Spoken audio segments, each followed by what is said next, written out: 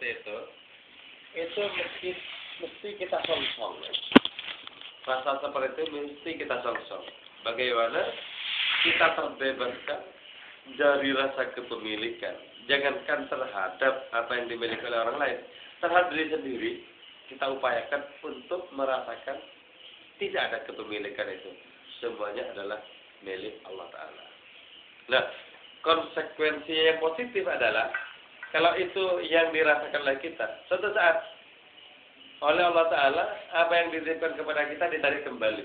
Tidak ada luka dalam batin kita karena ditarik kembali. Kenapa? Kita akan menyatakan, toh dari dulu juga bukan milikku. Orang-orang menjadi terluka batinnya ketika kehilangan segala sesuatu karena dianggap segala sesuatu itu melekat kuat dirasa sebagai miliknya. Ketika harus dicopot oleh nasib, luka batinnya. Jadi teori untuk tidak terluka oleh kehilangan seperti itu. Jadi karena itu kalau orang tak pernah merasa memiliki, dia tidak akan pernah merasa kehilangan. Orang yang merasa kehilangan karena merasa memiliki. Gampang kan teorinya, gampang. Pengen tidak kehilangan. Itu gampang, pengen tidak kehilangan. Tidak usah merasa memiliki. Tidak kehilangan. Jadi saja segala satu boleh datang, boleh pergi. Ya, gitu. Kalau jiwa kita sudah segala satu datang, segala satu boleh pergi, itu jiwa merdeka di puncak kemerdekaan. Ketika terbebas dari segala sesuatu dan menjadi terbuhul kuat dengan Allah. Siapa orang yang batinnya terbuhul kuat dengan Allah akan bebas dari segala sesuatu.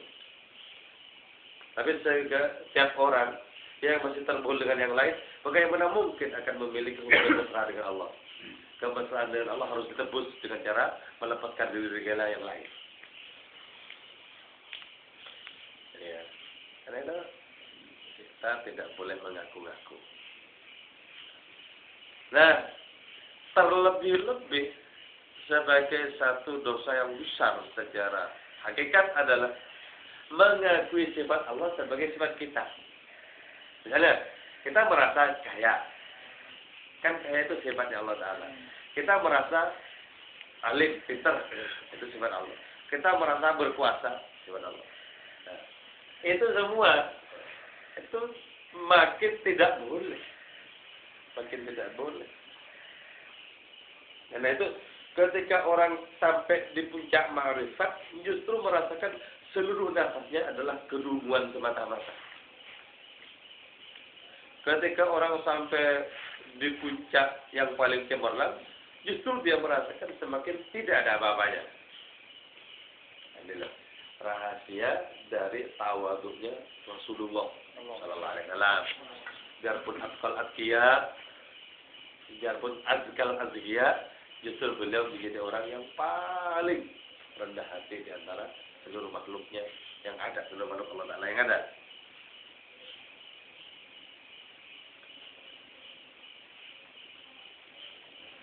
Terus, Faidah da'ait apabila telah mengakui engkau annaka kepada sungguhnya engkau waniyun yalaka ya qadirun atau berkuasa atau azizun atau mulia atau qawiyun atau kuat atau alimun atau alim kama yaqa'u li ba'dhin nas kama sebagian sesuatu yaqa'u yang terjadi itu mah li ba'dhin nas bagi sebagian manusia. Karena zalika karena maka ada zalika apa itu iddia pengakuan min kabairi masil qalbi termasuk maksiat besarnya hati. Termasuk kabairil ma'asil. Termasuk maksiat besar, dosa besar. Adanya pengakuan. Karena itu hebat. Kalau orang oleh Allah Ta'ala diberikan posisi sebagai penguasa raja, tapi dia merasa paling hamba saya di antara pada hamba saya. Itu hebat kalau bisa begitu. Hebat. Kalau puncak kekuasaan tidak membuat orang itu merasa berkuasa. Hebat kalau bisa begitu. Dia akan memerintahkan. Dia akan mengopeni, mengayomi umatnya. Sangat ringan adanya. Sangat ringan adanya. Karena tidak pernah pusing dengan kekuasaan yang sedang digenggam. Nah, musik. Nah, tidak usah masuk dalam wilayah kekuasaan-kekuasaannya. Orang-orang kebanyakan itu juga sangat mungkin terhinggapi penyakit merasa.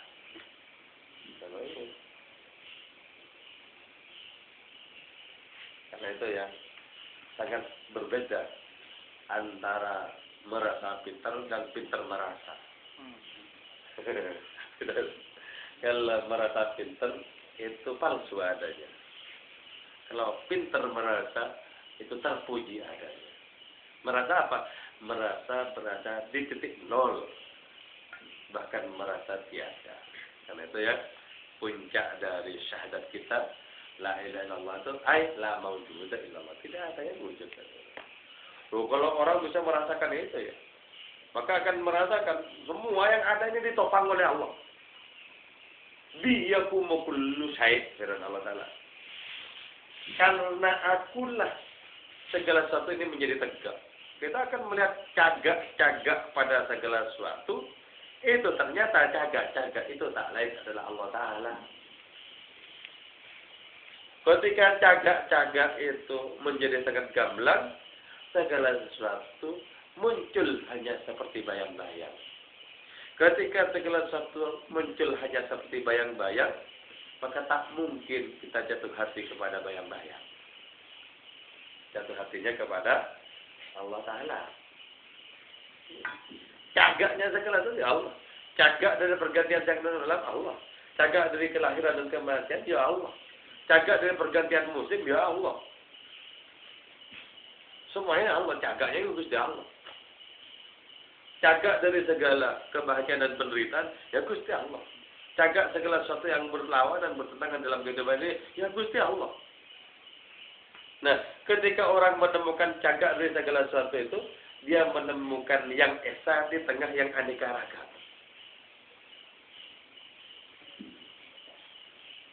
Ketika orang menemukan yang esa di tengah yang aneka ragam, dia berarti sudah menerobos segala lapis-lapis jebakan kehidupan ini. Terobos sampai di Allah Ta'ala. Cagaknya semuanya Gusti Allah. Cagaknya segala sesuatu. Oleh Allah Ta'ala dibikin bermacam-macam. Untuk apa? Untuk mengetahui penglihatan siapa yang paling tajam, yang tertuju kepada cagak segala sesuatu itu. Dan itu ya, kalau Aji lengan 1000 dalam dunia persilangan, tangannya kan banyak banget. Itu teorinya apa? Biar tidak pusing oleh banyaknya tangan yang berputar-putar seperti 1000 itu. Lihatlah pangkal tangan itu sininya. Sininya tetap satu. Kalau kita melihat sininya, dibikin pusing oleh gerakan-gerakan. Lihat sininya ya tetap satu. Sebab apa? Pangkalnya di sini. Nah, kalau kita memperhatikan dengan serius keanekaragaman kehidupan ini, buyang oleh keanekaragaman. Pandanglah asal usulnya. Oh, ternyata Gusti Allah Ta'ala juga ternyata. Pandanglah asal usulnya. Gusti Allah Ta'ala juga. Nah, ternyata begini. Di tengah keanekaragaman ada keesaan. Di tengah keesaan muncul keanekaragaman. Hanya penglihatan-penglihatan yang jeli yang bisa menemukan keesaan di tengah keanekaragaman itu.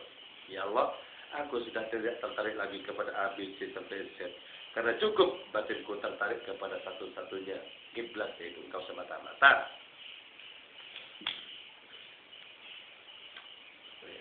Kita lihat ya, dalam kehidupan ada orang yang kaya, ada yang di atasnya lagi, ada lagi. Pandanglah itu cagaknya Gusti Allah. Karena cagaknya Gusti Allah, gak mungkin aku dendam dan iri kepada orang itu. Orang itu juga sama tak berdaya dengan aku. Kalau cakap itu dilepas, ambruk juga dia jadi. Jadi, kalau sudah begitu, nggak mungkin kita mengemit kepada yang kaya semuanya. Nggak mungkin mengemit. Kenapa? Tahu sumbernya di mana. Bukankah orang yang tahu sumbernya di mana, langsung bisa datang kepada sumbernya itu. Jadi, karena itu kalau orang bahannya bagus, nggak grogi di hadapan orang yang paling sukses. Mata ini nggak grogi. Tetap aja bisa begini, ya apa, aku juga nggak bersandar pada kamu. Ya grogi. Dan juga nggak takut. Jadi, enggak takut kepada taring-taring kehidupan. Tidak berharap kepada orang-orang yang disokong cukup banyak oleh Allah Ta'ala. Sebab tahu semuanya hanyalah bayang-bayang. Jadi, apakah kehidupan? Kehidupan adalah karena hal bayang-bayang. Intinya cuma segitu aja. Kenapa buat kita pening? Karena itu ngaji hikam biar nggak pening. Promosi.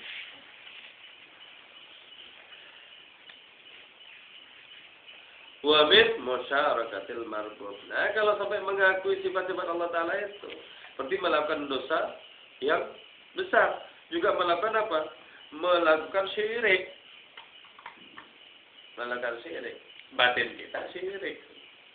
Syirik. Kenapa? Mengakui adanya kiblat yang lebih dari satu. Kalau engkau memang laki-laki, tataplah wajah Allah satu-satunya.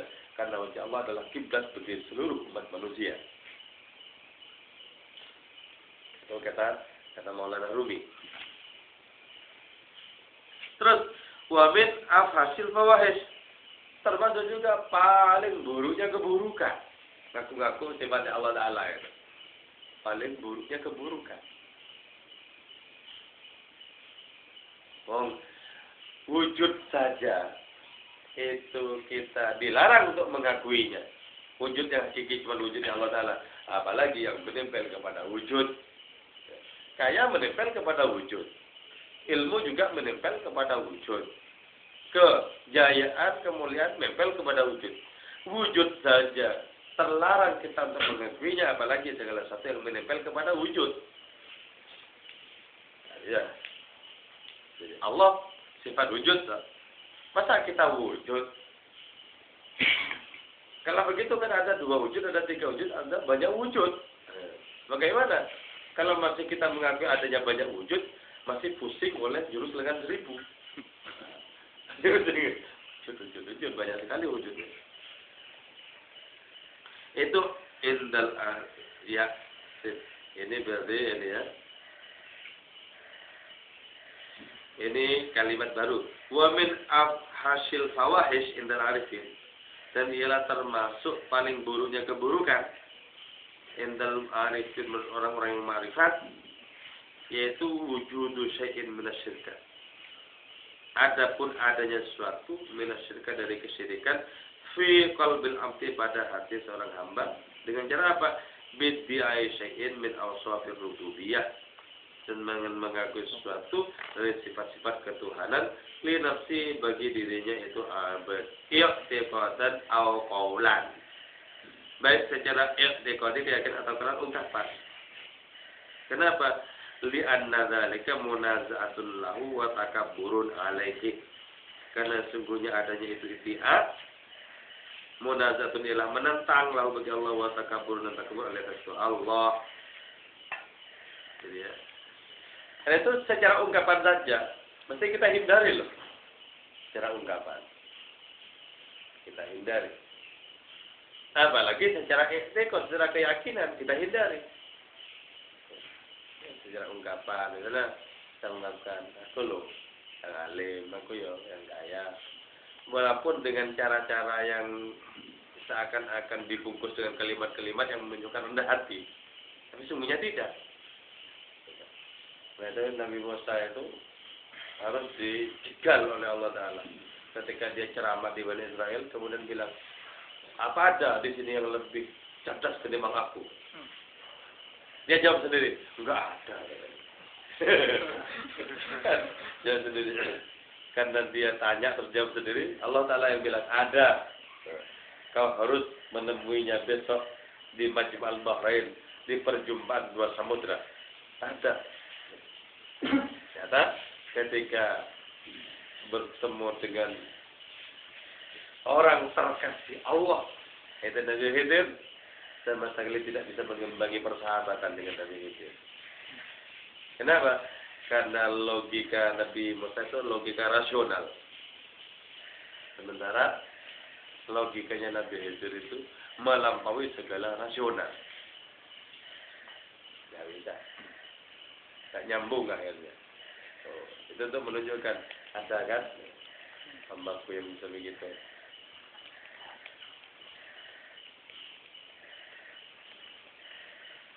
Pengakuan-pengakuan kita luruskan. Termasuk pengakuan-pengakuan yang seolah-olah merupakan kemuliaan. Misalnya, wah dulu ketika aku masih congkak itu semuanya tak gila. Sekarang aja aku sudah rendah hati. Itu juga pengakuan gak beres itu. Gak beres. Justru itu kecongkaan yang dilapisi itu. Kecongkaan yang dilapisi oleh kalimat yang seolah-olah rendah hati. Justru itu puncak dari kecongkaannya di situ. Tidak boleh. Kita tekan, pressing. Ketika tekannya. Jangan dikasih peluang nafsu kita untuk berjingkrang-jingkrang. Macam-macam. Secara langsung maupun tidak langsung.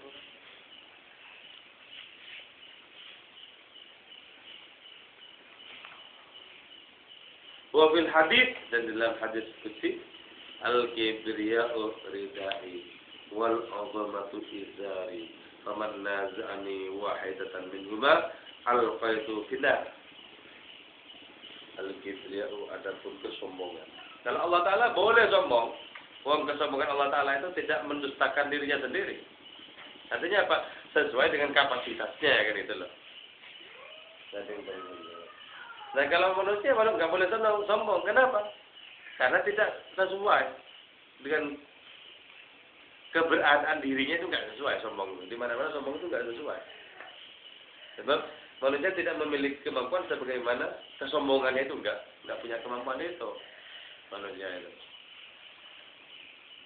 Nah kalau Allah Ta'ala kan memang salah satu namanya itu Al-Mutakabbir, yang maha sombong dan sah karena tidak ada kebohongan di situ.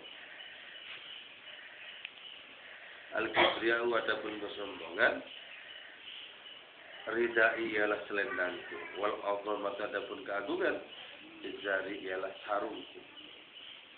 Faman naza'ani, faman maka adapun orang naza'a menantang ni kepadaku wahidatan kepada salah satu minhuma dari keduanya, ridai wa izari itu atau kibriya wa 'azamah, alqaitu maka melemparkan aku huga pada itu man dari di neraka. Jadi gini maksudnya di neraka ya. Orang mengaku memiliki sifat yang sesungguhnya sifat Allah. Maksudnya di neraka itu dilemparkan jauh dari Allah. Karena di dalam hakikat neraka itu adalah jauh dari Allah. Surga itu dekat dengan Allah maksudnya.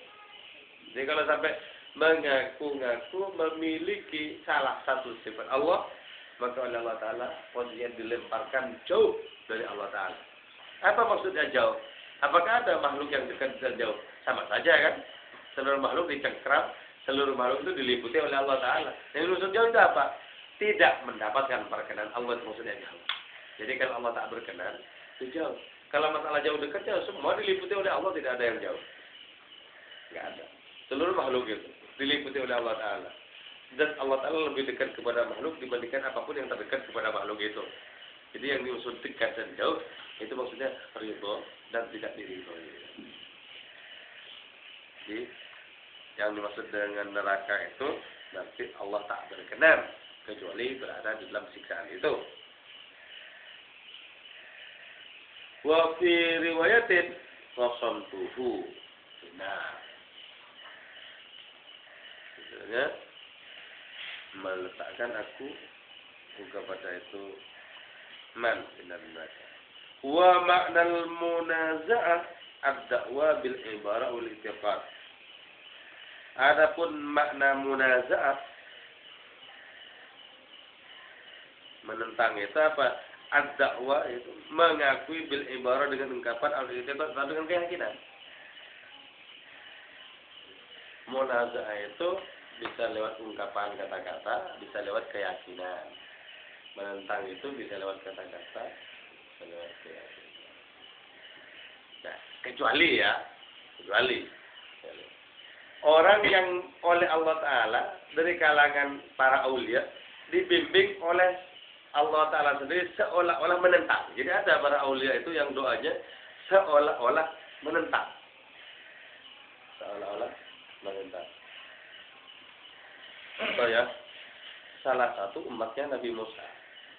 Di zaman Nabi Musa sangat lama tidak hujan, sangat lama terjadi kemarau. Nabi Musa kumpul sama umat-umat pilihannya, mohon kepada Allah Ta'ala, tetap tidak dikabulkan, tetap tidak turun hujan. Nah, Allah Ta'ala itu kemudian bilang sama Nabi Musa, Musa, kalau kau ingin turun hujan, datangi hambaku. Datangi hambaku. Dia senantiasa meleputan debu-debu di jalanan. Orang-orang tidak akan mengira bahwa dia adalah kekasihku. Datangi dia. Dicari oleh Nabi Musa. Orang yang ditunjukkan oleh Allah Ta'ala yang berliputan debu-debu jalanan itu. Kata Nabi Musa, saya minta tolong didoakan biar hujan, katanya. Terus orang ini bilang gini, Allah, apa malaikatmu itu sudah tidak tunduk lagi kepadamu? Tugasnya menurunkan hujan kok nggak diturunkan? Jadi kayak seperti orang marah-marah itu. Seperti orang marah-marah. Ya Allah, apa anginmu sudah ingkar kepadamu kok nggak tidak membawa awan? Demi keagunganmu, kalau nggak diturunkan hujan sampai sekarang juga, aku akan dongak terus kepala begini, hujan namanya. Nah, Nabi Musa itu kemudian marah-marah. Doanya tidak sesuai syariat, kata Nabi Musa. Kalau doa sesuai syariat kan, amin ya Allah kan gitu ya. Allah Ta'ala bilang, Musa, yang tidak sesuai syariat itulah yang sesungguhnya aku senangi. Dalam konteks ini jangan tiru-tiru tapi ya. Ya ada model doa-doa yang model begitu juga. Atau seperti Dinul Al-Misri. Dinul Al-Misri itu pernah didatangi oleh seorang yang sudah puluhan tahun berusaha untuk ikhlas menyembah Gusti Allah. Puluhan tahun belajar untuk mengikuti akhlak Kanjeng Nabi, sunnah Kanjeng Nabi. Tapi orang ini tidak pernah berjumpa Nabi dalam mimpi. Padahal konon orang mengikuti Allah, mengikuti Rasulnya itu nanti akan bertemu dengan Rasulullah dalam mimpi. Orang ini datang kepada Ridwan. Saya sudah lama sekali berusaha untuk menekan nafsu saya, untuk mengikuti jalan yang ditunjukkan oleh Rasulullah. Tapi ternyata kerinduan saya ini hanya bertepuk sebelah tangan, enggak jumpa juga dengan Rasulullah. Nah, kata Dinul Al-Misri begini, gampang katanya. Apa? Nanti malam kau makan sebanyak-banyaknya, tidur kau usah salat Isya. Tidak usah salat Isya. Katakan, wahai Nabi, kok ternyata percuma juga. Aku bertahun-tahun mengikuti sunnahmu, percuma juga enggak jumpa engkau, walaupun sudah sangat merindukan engkau. Jadi doa ini, keluh kesah ini diajarkan oleh Dinun kepada orang, suruh ngomong gitu, suruh nggak sholat ya. Nah, ternyata betul, bukan kenyang, nggak sholat Isya. Terus Nabi datang dalam mimpi itu, katakan ya, sama Dinun yang sudah tua, yang brengsek itu, nggak usah ngajarkan begini-begini lagi. Tapi kan sukses tuh ya, ketemu Nabi benar. Lah, hal-hal yang sifatnya insidental seperti ini ya, itu skenario Allah Ta'ala di luar yang lazim, dan karena itu nggak boleh dicontoh, kecuali kita dibimbing langsung untuk yang begitu-begitu. Kalau tidak dibimbing secara langsung oleh Allah Ta'ala, jangan pura-pura untuk berpenampilan seperti itu. Orang yang tidak jadab jangan pura-pura jadab, dipendungi orang.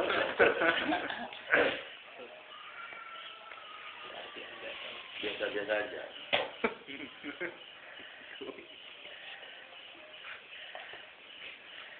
Terus idhafatu hadzainil wasfaini lahu, adapun menyandarkan dua sifat ini yaitu kibriya dan azamat lahu ta'ala bi Allah Ta'ala, itu kinayatun an syiddatil ikhtisas, itu adalah kinayah, ungkapan simbolik an syiddatil ikhtisas, bihima, dari adanya spesifikasi yang sangat kuat bihima terhadap keduanya itu Ibria dan Mak disebut dari sebelum dilanjutkan ada yang mau tanya?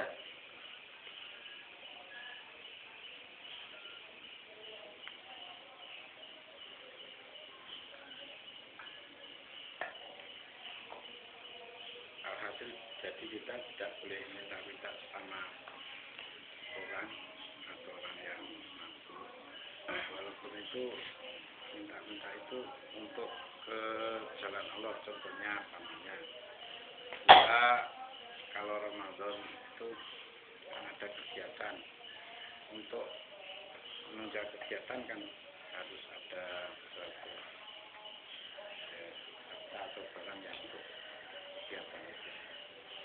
Nah, bagaimana kalau kita minta-minta ada orang yang mampu dan dia sudah ketahui bahwa dia itu menyediakan. Boleh, tapi caranya kayak gini ya. Ada caranya. Jadi ada yang penting caranya. Caranya gimana? Dalam batin kita, siapa tahu ini menjadi kemuliaan bagi orang yang kita minta. Kan kita minta itu sebenarnya bukan untuk keperluan kita. Jangan pernah kita meminta untuk keperluan kita. Minta untuk keperluan agamanya Gusti Allah. Jadi siapa tahu ini menjadi kemuliaan bagi orang yang kita minta atau orang yang nyumbang itu. Jadi bukan terutama untuk kita bergantung kepada orang itu, enggak. Kita berusaha agar orang itu menjadi mulia karena aktivitas kebaikan ini. Yang pertama, caranya dalam batin kita. Karena itu ya antara minta dengan minta itu berbeda. Apa yang berbeda? Nilainya yang berbeda, karena caranya dalam batin juga bisa berbeda. Terus yang kedua, kita minta itu dengan adanya prasangka kita, siapa tahu Allah memberi lewat orang ini. Sebab sesungguhnya tidak ada satupun tangan di dunia yang bisa memberi dipilih tangan Allah. Berarti kalau ada orang memberi, itu sesungguhnya dipakai oleh tangan Allah sebenarnya orang itu. Dipakai oleh tangan Allah. Jadi siapa tahu. Karena itu jangan pernah kecewa. Kalau kita misalnya minta di jalan Allah Ta'ala, orang itu bilang tidak. Jangan pernah kecewa. Wah, pelit banget. Nggak usah. Berarti apa? Allah tak menghendaki lewat tangannya orang itu. Itu sudah. Jangan pernah kecewa. Kalau kita minta untuk diri sendiri, biasanya kecewa kalau tidak dikasih. Ya, karena itu kalau minta itu tidak. Terus yang ketiga yang sering kali dipakai oleh para aulia itu ya. Itu minta bahkan kadang tegas cara mintanya. Itu karena tahu dengan cara diambil dari situ akan menjadi kebaikan bagi orang itu. Kalau Mbah Ali Maksum kan, misalnya sebelum bulan puasa almarhum motor itu keliling ke santri-santrinya. Nanti santri-santrinya yang sukses secara ekonomi langsung, ini jatahku, minta. Mana jatahku? Minta. Tapi tidak untuk dirinya sendiri, dia keliling. Ketika ketemu dengan santri yang kurang beruntung, lah ini punyamu. Jadi semata-mata untuk dipindahkan saja. Yang tak mungkin dilakukan secara langsung oleh orang-orang yang nggak beruntung itu secara ekonomi. Nggak mungkin dia minta kepada kawannya yang miskin, yang kaya itu malu rasanya. Nah, kan itu tugasnya orang seperti Mbah Ali Maksum gitu. Karena itu dia bilang sama Ki Hamid Pasuruan yang terkenal kewaliannya itu, wah, Ki Hamid enggak mau dikasih uang nih, jadi mana aku yang megang? Gitu. Maksudnya dia tahu cara untuk mengembangkan, diberikan kepada siapa saja mengerti. Sudah terbebas dari merasa pengen untuk dirinya sendiri, sudah bebas. Sudah lebih dari sekira cukup kalau untuk diri sendiri itu. Nah karena itu ya. Ada pengemis zaman dulu, kalau sekarang nggak ada. Ada pengemis ya, termasuk juga orangnya gagal mengemis. Ketika dikuntit itu ternyata semua hasil dari mengemis itu ternyata diberikan kepada sebuah komunitas yang rata-rata miskin. Dia tidak mengambil sepeser pun dari mengemis itu. Karena itu kata Syekh Abdul Wahab Sya'rani di Mesir, termasuk karunia Allah yang diberikan kepadaku adalah aku tidak pernah berburuk sangka kepada seorang pengemis walaupun dia gagah orangnya. Tidak pernah berburuk sangka. Kalau berburuk sangka kan orang ini kan mestinya kerja, gitu loh. Itu masuk bagian dari buruk sangka. Orang ini mestinya kerja, kayak dia kok ngemis. Sebab kata Syekh Abdul Wahab itu pernah satu saat ketika aku ketemu dengan pengemis yang sangat gagah, kemudian saya kasih, setelah itu saya ikuti kemana orang ini. Ternyata datang ke sebuah perkampungan di mana para janda, orang-orang tua yang sangat tidak mampu itu di situ setiap hari diberi jatah oleh si pengemis ini. Diberi jatah oleh si pengemis. Jadi jangan. Junaid al-Baghdadi juga ya, pernah menjadi keruh batinnya hanya gara-gara ada pengemis.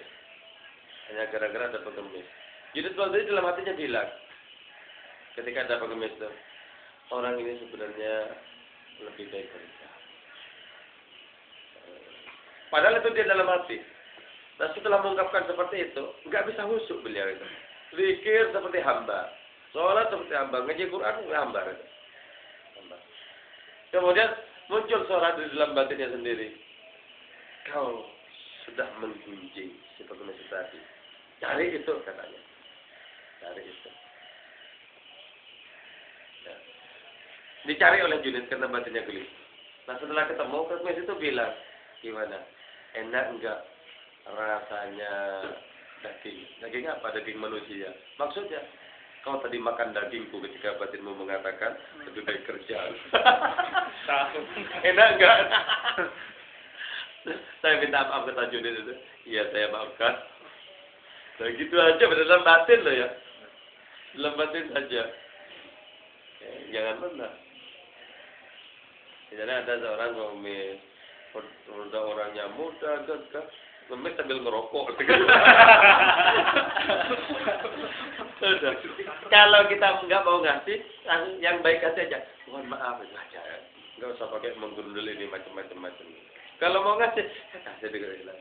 Gitu aja. Kan enak batin kita plong kalau begitu. Nggak usah pakai HP. Nggak usah menggerundel. Udah nggak ngasih gerundel. Jadi itu kan ujian tentang keruh beningnya batin kita kalau begitu. Ujian. Transfer ya.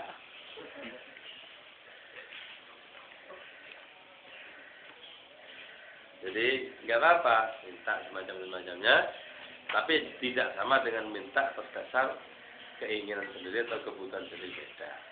Nggak masalah. Terus itu mengenai segala sesuatu yang datang dan kembali kepada Allah. Itu kan mengenai hal baik dan buruk. Seandainya kita menerima hal baik, entah itu dari orang lain maupun nasib yang baik datang sama kita, otomatis kita bersyukur dengan cara, oh ini datang dari Allah meskipun melalui perantara-perantara demikian. Nah, tapi kalau kita mendapat suatu musibah atau keburukan yang dilakukan orang lain ataupun nasib, kita juga berpikir untuk ngayem-yemi, menjadikan lebih tenang ataupun menjadi maklum sama orang kalau itu datangnya dari orang. Oh, itu memang dari Allah untuk menegur. Nah, itu kan salah satu mengaku kalau itu datang dari Allah, apakah itu boleh atau tidak? Boleh. Cuma yang namanya kezaliman, kita punya tugas untuk menghentikan. Tidak karena mengaku bahwa itu juga datangnya dari Allah, kemudian kita membiarkan kezaliman merajalela. Boleh. Ini haram dzulma ala nafsi fala tadzalamu. Jangan saling menzalim. Ini enggak dibolehkan oleh Allah Taala. Jadi kita menerima itu, pahitnya kita terima, sedangkan kita diperintahkan untuk mencegah, untuk meminimalisir adanya kezaliman itu. Jadi kalau kita misalnya melawan, bukan karena kita tersinggung, tapi karena Allah memerintahkan untuk jangan merajalela kezaliman itu. Itu kalau lewat tangan manusia. Ya. Kalau langsung dari Allah Ta'ala, tidak ada cara lain kecuali tetap merasakan dari Allah dan kembali kepada Allah. Kalau datang dari Allah. perencanaan kita sudah bagus, sudah matang semuanya, kok ternyata yang terjadi tidak seperti perencanaan, ya langsung lillah. Ini datangnya dari Allah juga itu. Jadi karena itu ada kekuatan batin manusia untuk menerima segala sesuatu itu lezat manis adanya. Ada kekuatan manusia seperti itu. Kalau kekuatan tahap permukaan itu kan ya, kalau yang cocok untuk keinginan kita dianggap manis, karunia kan itu. Kalau tidak cocok dengan keinginan kita itu dianggap musibah malapetaka kan itu. Nah, kalau kita gali lebih dalam lagi batin kita, akan sampai kepada sebuah kedudukan di mana segala sesuatu itu lezat adanya, biarpun dianggap baik oleh lidah orang-orang lain. Nah, itu loh. Ketika makom seseorang sudah makom hamdalah, apa saja yang terjadi alhamdulillah. Alhamdulillah. Ada seorang kiai dalam sebuah rombongan naik mobil dua, langsung alhamdulillah. Ada di sebelahnya kiai yang agak keras, kiai syariat. Ini bukan alhamdulillah, jelas innalillah ini. Nah, kiai yang sahabat tuh bilang, ini alhamdulillah enggak mati.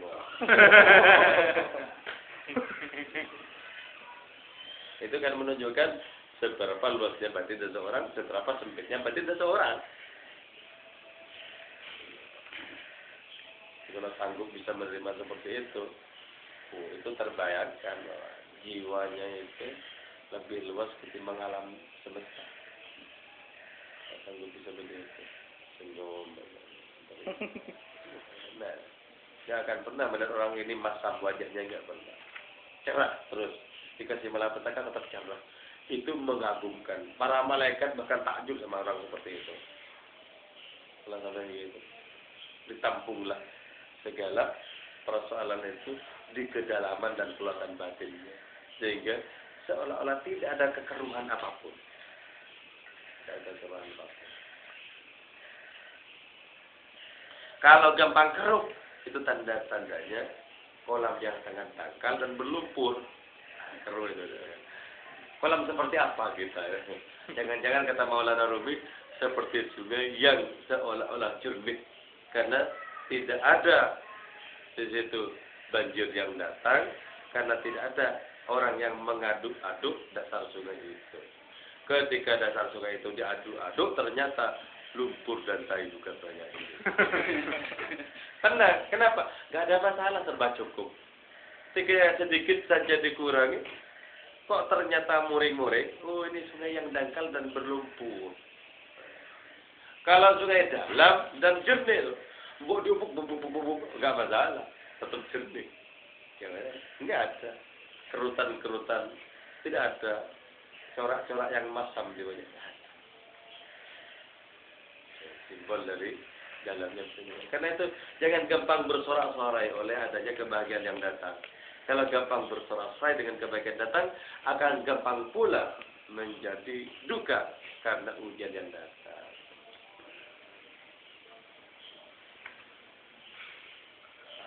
Dikailah tak tahu. Monggo. Tadi yang saya tangkapkan sudah ada 3. Yang pertama adalah kita tidak boleh mengakui sesuatu punya orang lain. Yang kedua adalah kita tidak boleh mengakui punya kita itu adalah punya kita sendiri, sehingga semua itu adalah milik Allah. Nah, kemudian yang ketiga tadi adalah kita tidak boleh mengakui adanya sifat Allah. Nah, yang pernah saya dengar itu pernah saya dengar di suatu pengajian bahwa manusia itu ada 4 sifat yang menempel di manusia. Yang pertama adalah sifat Allah itu sendiri, yang kedua itu sifat setan, yang ketiga sifat hewan, kemudian yang keempat itu saya agak lupa itu. Nah, sesungguhnya yang saya tanyakan adalah benarkah sifat Allah itu bagian ada yang menempel di manusia walaupun kita tidak boleh mengakuinya? Iya, ya. Bahkan kita itu diperintahkan untuk mengenakan sifat-sifat Allah. Yang enggak boleh itu mengakui. Tapi kalau kita menerapkan sifat-sifat Allah Ta'ala, itu bahkan diperintahkan oleh Nabi. Takhallaku bi'akhlaqillah. Berakhlaklah kalian sesuai dengan akhlak Allah. Jadi kayak apa? Melatih kita mentransformasi sifat-sifat Allah Ta'ala ke dalam diri kita. Kita transformasi. Ya. Bagaimana Allah Ta'ala Ar-Rahman, kita menjadi orang yang mengasih kepada seluruh makhluk. Kepada orang-orang beriman maupun tak beriman. Kita tumpahkan belas kasih kita kepada semuanya itu. Nah itu kan sesungguhnya sifatnya Allah Ta'ala. Tapi jangan sampai jadi tandingan. Jadi tandingan itu mengakui Allah ya Allah, aku ya aku ini punya aku sendiri kok. Cuman kebetulan sama. Enggak bisa. Jadi memang begitu seharusnya. Nah, Nabi itu mencontohkan sifat-sifat Allah Ta'ala diterapkan oleh Nabi. Jadi yang paling kuat menerapkan sifat Allah Ta'ala itu adalah Nabi Muhammad. Yang paling kuat menerapkan sifat Allah. Karena itu ya, kalau ibarat fotokopi, Rasulullah itu adalah fotokopinya Allah. Fotokopi, kalau Rasulullah kan serok nomor 1. Kalau kita fotokopi cuma buram banget. Jadi fotokopi juga ada. Nyeri tak terbaca. Kenapa? Sudah kertasnya buruk, fotokopinya nyaris rusak. Jadi kalau Nabi itu terang, karena itu Nabi kemudian menjamin man ro'ani faqad ra'al haq.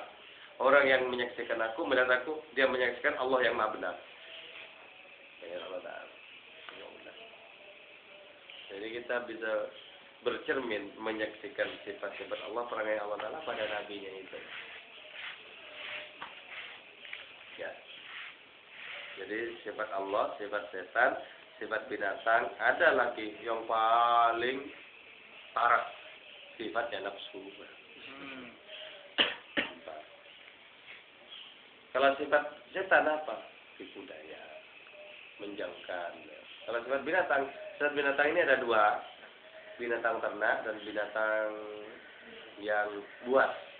Kalau binatang ternak, orang yang sifatnya apa? Pengennya itu makan, tidur, kawin, makan, itu ternak. Itu. Ini enggak garap, tapi ternak. Bisa dibudidayakan. Ternak. Oh, yang orientasinya itu seneng-senengan pokoknya. Hidup itu harus seneng-senengan. Kalau yang binatang buas, bagaimana merasa lebih tinggi dari orang lain, menaklukkan orang lain, menaklukkan bangsa-bangsa lain, model penguasa-penguasa yang congkak itu buas itu, nggak bisa dipelihara. Walaupun kelihatannya jinak bisa menggigit tuannya itu. Orang melihara harimau gitu ya, kayak jinak. Lama-lama kalau lapar, daging, ternyata dagingnya tuannya itu. Nggak bisa dipercaya itu. Pikir kasih ngobu ya Pak.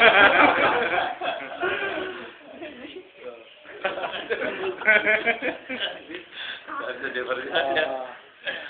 Bisa buat. Jadi apakah beragama menghilangkan nafsu kebinatangan? Hilangkan nafsu kebinatangan. Karena itu ya, kalau kita nyembelih ayam, kambing, atau sapi, binatang-binatang yang halal, kemudian kita makan, dipakai untuk beribadah kepada Allah Ta'ala, itu binatang-binatang itu senang. Senangnya bukan main. Dulu aku hanya sebagai binatang, sekarang menjadi kesadaran rohani orang yang mulia. Senang. Senang. Jadi binatang yang halal itu dimakan oleh orang-orang bertakwa, senang banget. Tapi kalau sudah dimakan oleh orang tidak karuan, senep ya. Mendingan kayak gini nggak ada peningkatan. Dimakan hanya untuk tidur. Jadi kalau dimakan oleh orang bertakwa senang, muncul sebagai sebuah kekuatan rohani. Karena itu buncit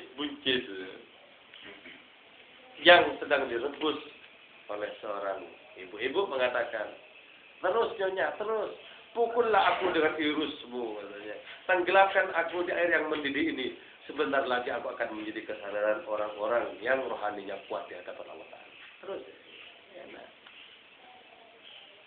Itu perumpamannya seperti itu. Jadi sebenarnya semua ini mengungkapkan kesenangan.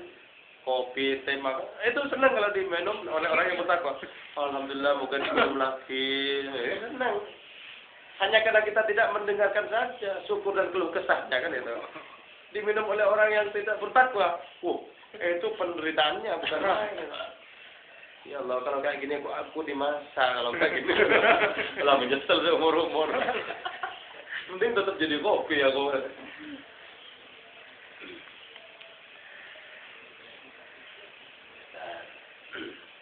Nah, yang paling angka itu yang nafsu itu tadi ya.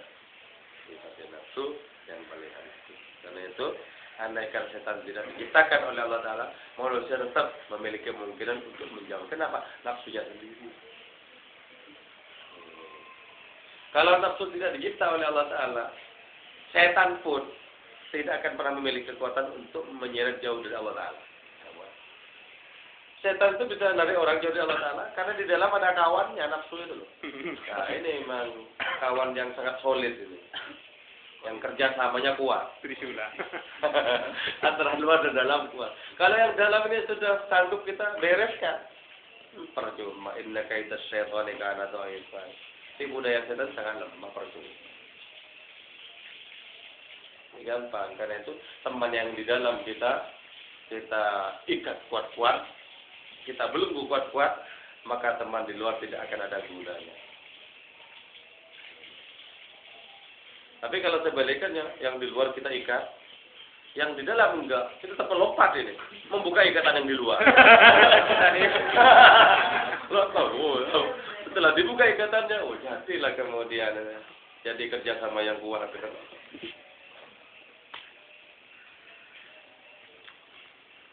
Ada lagi? Mau nanya kan? Yuk. Terkait tadi yang prasangka itu ya, prasangka dan memberi. Sebagian orang beranggapan bahwa pengamen itu kan bagi sebagian orang negatif ya. Nah, terus beberapa tahun yang lalu itu ada pertanyaan bahwa bagaimana kalau kita mengasihkan ke pengamen kan sebagian pengamen kan bertato kadang-kadang. Nah itu ketika memberi ibu-ibu itu yang nanya itu. Terus ibu-ibu nanya bagaimana ketika memberikan kepada mereka, apa kita tidak salah sasaran ketika memberi sama mereka gitu. Kadang-kadang sama mereka kan dibikin buat minuman keras gitu. Itu bagaimana itu? Tapi kan belum tentu itu dibikin buat minuman keras gitu. Kita yang nggak tahu ya. Yang jelas Allah Ta'ala itu memberikan rezeki baik kepada orang yang ingkar maupun yang doa. Kasih sama Allah Ta'ala. Bahkan dikasih banyak-banyak yang ingkar itu. Allah Ta'ala ngasih sama orang-orang yang durhaka. Karena itu Qaji Abdullah Ansari bilang, ya Allah, Engkau memerintahkan aku untuk menjauhi godaan setan. Dan sekarang saya tanya, siapa yang ngasih makan setan setiap saat itu? Engkau juga bukan? Oh. Jadi kalau jelas ya, langsung baru nggak boleh. Kalau jelas, uang itu jelas sudah dicek jelas uang itu untuk keburukan untuk apa? Itu nggak boleh secara syariat kita ngasih. Sebab apa? Berarti kita membantu untuk melancarkan perbuatan maksiat yang itu. Kalau kita nggak tahu, misalnya, nggak usah berprasangka kalau nggak tahu. Mending berprasangka baik saja. Siapa tahu dipakai untuk bertobat. Toh juga Allah Ta'ala sangat derma kepada makhluk-makhluknya yang paling tidak beres sekalipun. Jadi anjing dan babi tetap ada rezekinya masing-masing. Biarpun najis, jadi dikasih Allah Ta'ala. Ini rezekinya babi, hari ini di sini begini ada.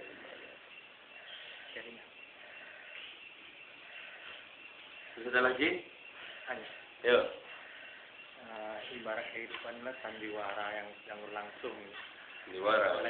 Sandiwara. Dan pemerannya serius semua. Tidak ada yang pura-pura. Sandiwara besar-besaran yang diskenariokan. Ending dan awal dan endingnya sudah jelas. Sudah jelas. Cuman di situ kan ada takdir yang sudah disebutkan, ada kehendak. Ada takdir, ada kehendak. Ya. Takdir dan kehendak ini kan telah ditakdirkan, tapi ini kalah dengan kehendak. jika Allah menghendaki. Nah, munculnya antara takdir dan kehendak ini apa takdir duluan baru kehendak belakangan. Nah, sedangkan yang berangkatnya semuanya sudah selesai satu semuanya. Kalau Ibn Arabi itu begini, yang dimaksud dengan adanya takdir, ya, itu bukan semuanya sudah dibelenggu oleh Allah Ta'ala. Pokoknya jalurmu ini. Bukan itu takdir. Yang dimaksud takdir oleh Allah Ta'ala itu adalah Allah mengetahui pilihan-pilihan apa yang akan kita ambil dalam kehidupan ini. Sebab kan misalnya begini, kalau orang ditakdirkan neraka misalnya, nah, terus oleh Allah Ta'ala masih dituntut untuk mengerjakan kebaikan. Ditakdirkan neraka itu saja sudah zalim, dituntut untuk melakukan yang tidak bisa, makin zalim. Nah, kalau begitu kan bertentangan dengan wa ma rabbuka bidzalamin lil abid. Kamu tidak pernah zalim. Jadi yang dimaksud dengan takdir itu adalah Allah Ta'ala mengetahui secara detail pilihan-pilihan apa yang kita tempuh dalam kehidupan ini. Mengetahui. Bukan karena Allah Ta'ala membelenggunya. Nah, terus kalau irada Allah Ta'ala itu kita diberi oleh Allah Ta'ala keleluasan untuk melakukan pilihan-pilihan. Nah, dengan konsep ini kemudian maka adanya surga dan neraka itu menjadi logis.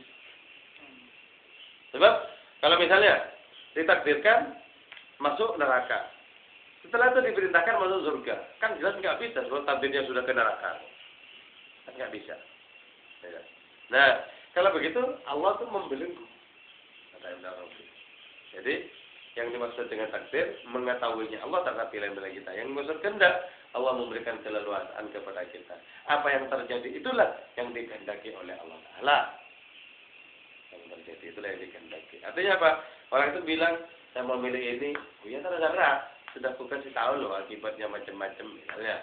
Nah, Allah menyatakan terserah itulah kehendaknya Allah Ta'ala. Sementara kita memilih A, B, C sampai Z misalnya, itulah takdir Allah Ta'ala mengetahui lika-liku dari pilihan-pilihan kita. Mana yang lebih dulu? Pengetahuan Allah Ta'ala tentang segala sesuatu tidak ada permulaannya. Tidak ada permulaan. Sementara kehendak itu adalah realisasi. Realisasi dari keinginan Allah Ta'ala. Kehendak itu merupakan realisasi dari restu Allah Ta'ala terhadap segala pilihan-pilihan yang ditempuh oleh manusia. Yang ditempuh oleh manusia. Jadi yang maksud dengan, jadi jangan sampai kita itu meyakini bahwa si A sudah dikehendaki neraka, setelah itu masih dituntut untuk melakukan amalan-amalan ke surga. Ya, itu. Kita nanti kan nggak bisa menjawab pertanyaan. Allah itu zalim apa enggak? Yang jelas enggak, Allah Ta'ala enggak pernah zalim.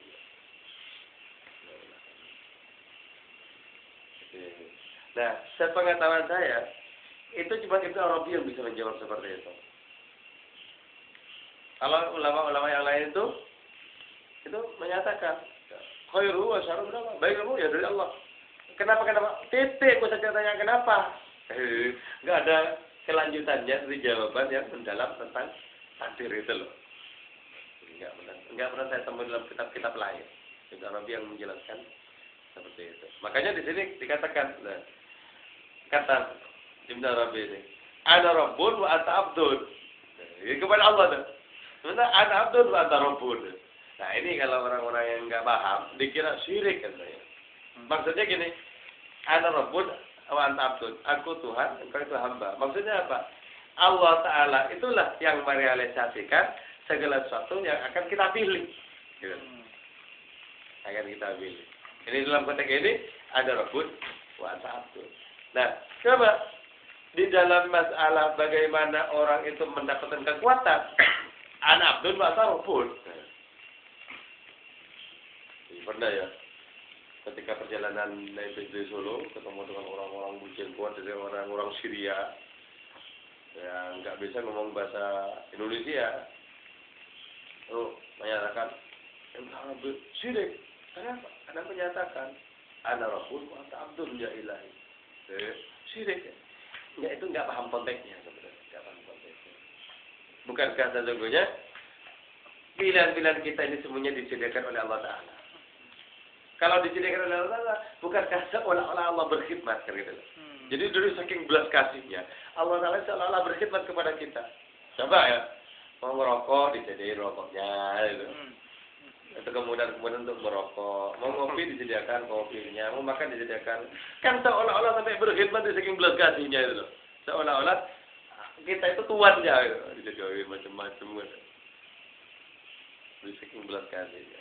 Nah, dalam konteks yang seperti itu sesungguhnya pernyataan Ibnu Arabi. Jadi tidak bisa dipenggal, harus membaca Fusul Hikam untuk bisa mengikuti alur logika dari Ibnu Arabi. Ada lagi? Ya. Tadi melanjutkan pertanyaan Kang Fadli. Tadi kan kalau Ibnu Arabi itu bisa menjawab pertanyaan yang antara kehendak dan takdir. Ibnu Arabi bisa memakai logika gitu kan. Kalau yang ditakdirkan oleh Allah nanti masuk neraka, terus Allah memberikan pilihan-pilihan tadi kehendak.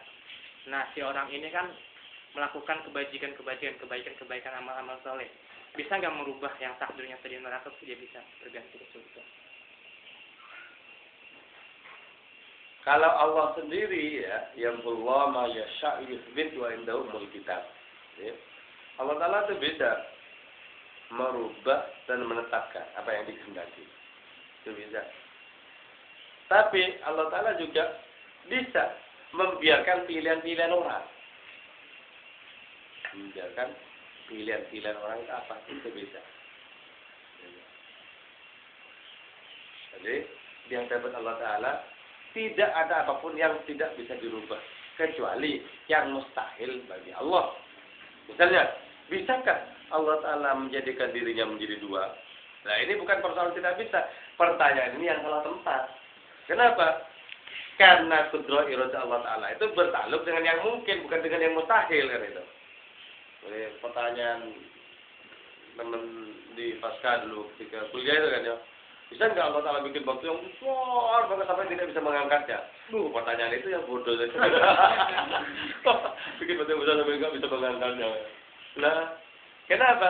Karena pertanyaan ini berkaitan dengan kudrat iroda Allah yang sungguhnya tidak ada hubungannya dengan perkara mustahil. Nah, kalau dengan perkara yang mungkin, ada ta'alluqnya, ada hubungannya, dan karena itu segala sesuatu mungkin. Bisa nggak Allah Ta'ala melahirkan kambing dari kuda? Ya bisa. Walaupun tidak ada realitasnya, tapi bisa. Kenapa? Tidak bertentangan dengan kudrat irodanya Allah. Apa kalau ada misalnya? Itu bisa lebih menarik ketimbang siapapun. Jadi hewan ada, kuda beranak kambing. Itu seluruh Indonesia bisa nonton ke sini. Kita bisa punya bisnis parkiran. Kalau yang aneh-aneh. Gampang. Ponari. Jadi kalau bisnis itu gampang. Ada siapa yang dikurung di sini terus ngoceh mana? Nanti datang. Apalagi dibikin mitos-mitosnya semacamnya. Ini saya orang Indo. Indo apa? Bapaknya Jawa, ibunya genderuwo. Malah datang. Dikurung. Karena orang itu butuh yang aneh-aneh. Ada lagi? Satu lagi. Ya. Kan khairuhu wa syarruhu min Allah. Betul. Kullun min indi. Ya, min indillah. Betul. Ya. Itu kan penjelasannya semua yang baik dan yang buruk dari Allah. Betul. Ada lagi yang kalau kebaikan dari Allah, sedangkan kalau keburukan itu dari kita. Ya. Itu menisbatkan keburukan itu pada kita atau karena sebagai sopan santun kita pada Allah atau seperti apa? Nah, menisbatkan baik dan buruk kepada Allah itu potensinya dari Allah semua. Tenaganya, energinya itu dari Allah. Menisbatkan yang buruk bagi kita itu berkaitan dengan pilihan. Berkaitan dengan pilihan. Jadi khairuhu wa syarruhu min Allah berkaitan dengan energi. Dengan kekuatan. Sementara keburukan yang datang dari kita itu datang dari pilihan-pilihan kita. Cara ngomong.